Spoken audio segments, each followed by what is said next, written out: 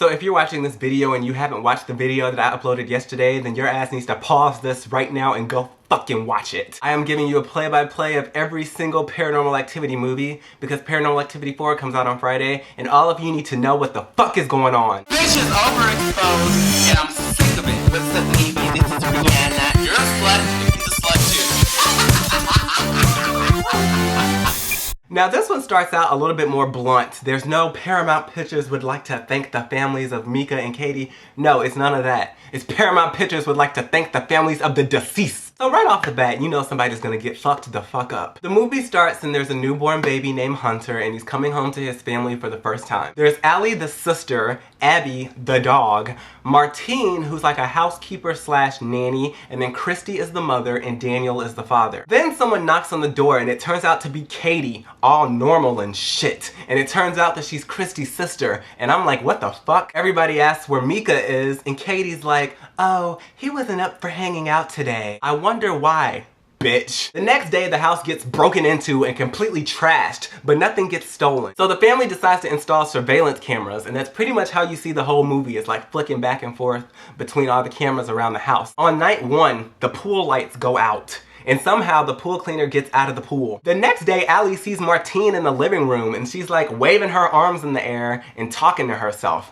And Allie's like, bitch, what's wrong with you? And Martine is like, I'm getting rid of evil spirits. Then Christy takes a bath and invites Daniel to get in with her and he's like, I don't want to smash you. And she's like, maybe I want you to smash me. And he's like, well, let me unleash the Kraken. On night two, Hunter starts crying and then we see Katie holding him and he stops crying. The next day, everybody's having breakfast and then Mika walks into the kitchen and I'm like, hold the fuck up. And then 60 days before the death of Mika Sloat pops up on the screen and I'm like, oh. So basically this movie is taking place before the first Paranormal Activity, which means that Katie isn't a fucking demon yet. Christy is talking to Katie about the break-in and she said that she feels weird as though the person that did it is still in the house and that it reminds her of when they were younger.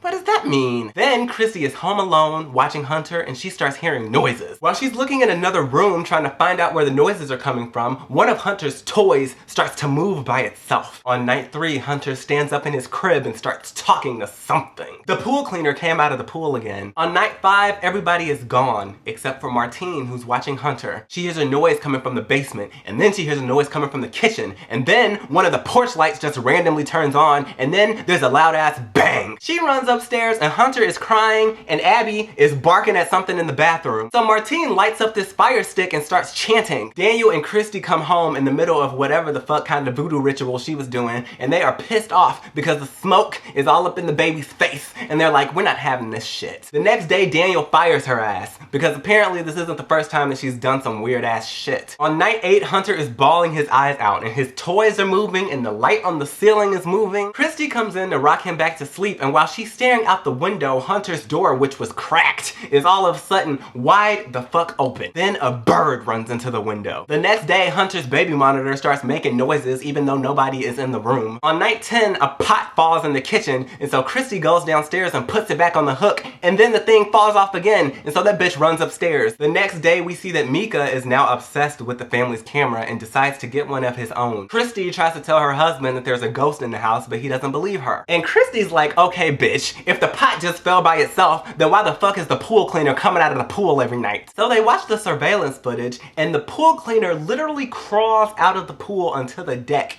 And this bitch Daniel's talking about some damn, I must have the settings on too high. Bitch, bye. Christy and Daniel go on a date and leave Allie to babysit. Obviously, her horny ass invites her boyfriend over and then this bitch whips out a fucking Ouija board. They ask the question, what do you want? And at first, her boyfriend controls the Ouija board to spell out the word pussy, nasty ass bitch. Then the Ouija board spells out Hunter. Allie falls asleep on the couch with the TV on and then all of a sudden the TV turns to static and there's this big ass blob just hovering over her and then she wakes up. She heads to bed but then she sees that the front door is open. So she closes the door and locks it and then she's walking back upstairs and someone starts knocking on the door. So this bitch opens the door and walks outside and then the door slams shut behind her. Hunter gets dragged out of his crib and is levitating in the air. Then he goes downstairs and opens the basement door. The parents come home and Allie tries to explain what happened, but then the dad gets all pissed off because he's sick of hearing about how the house is haunted. So the next day, Allie and her boyfriend are doing research on demons and they find out that if you make a deal with a demon for wealth or power or anything, that you have to forfeit your firstborn male. And if the debt is not honored, then the demon will follow the family until the soul of the infant is collected. Allie shows her dad the footage of the door closing by itself, and this bitch says that it's the wind. On night 17, Allie hears a noise downstairs, and she goes downstairs to investigate, and then one of Hunter's toys is rolling around by itself making noise and shit, and so that bitch runs back upstairs. So she talks to Christy, and Christy tells her that all this stuff is reminding her of when she was younger. So Christy talks to Katie, and Katie tells Christy not to worry about it because whatever bothered them as children thrived on fear, so don't talk about it at all. Then Christy is sitting in the kitchen drinking coffee and reading a magazine when every fucking cabinet and drawer in that damn room bursts the fuck open. That bitch ran out of that kitchen so damn fast. Allie discovers that Hunter is the firstborn male since like the 1930s, and so she's convinced that somebody in her family made a deal with the demon. On night 19,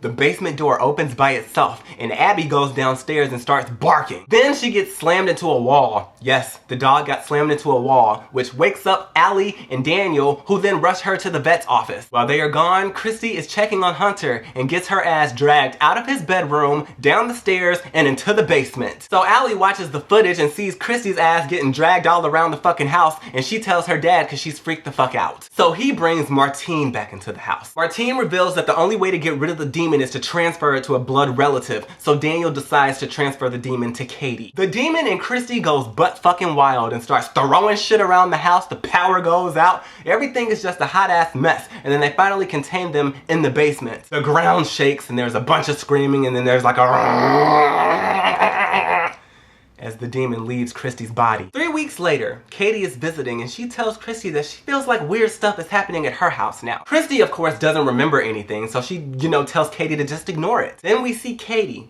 pulling up to her house in a convertible and giving Mika shit for buying an expensive ass camera, aka the beginning of the first Paranormal Activity. Mika gets killed on October 8th. 2006. On the night of October 9th, 2006, Hunter is in his room crying, and Christy goes in the room to try to calm him down. Daniel is watching TV downstairs, and Katie is standing behind him in her bloody ass clothes like, hey. Then she snaps his fucking neck. Then she goes upstairs and kills her own damn sister, knocking her into Hunter's surveillance camera. Hunter starts crying, and then Katie picks him up and they walk off, and then Hunter starts laughing. Allie returned from a school trip and found the bodies of Christy and Daniel Ray on August 12th, 2006. Katie and Hunter's whereabouts remain unknown. Shit's getting real, guys! Who the fuck makes a deal with a demon? White people? And what the fuck is Katie gonna do with Hunter? Guess we'll have to watch Paranormal Activity 3.